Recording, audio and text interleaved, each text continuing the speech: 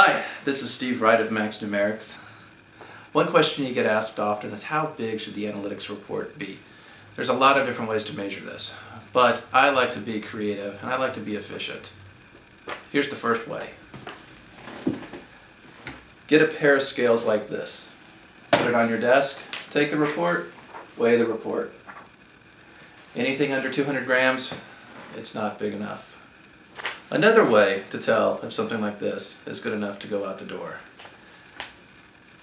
I think everybody's familiar with these little clips that you find. All offices have these little things. Well, if your report is skinny enough to be bound by something like this, it's not thick enough.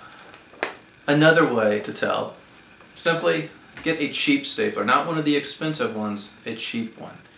If you can staple a report with something this little, this flimsy, your report is too little and too flimsy.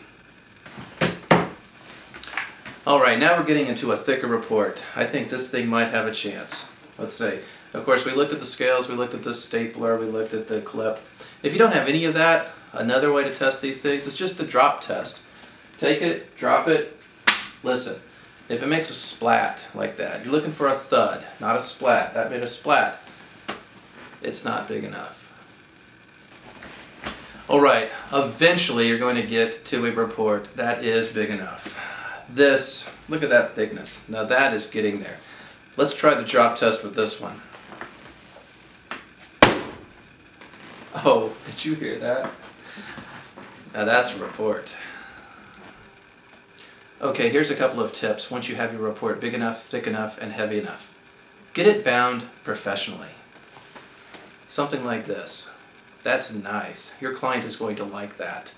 Also, for the people who are upset that we use that much paper on a report, get it printed on post-consumer products or some type of stuff like that. It's going to mean something to somebody.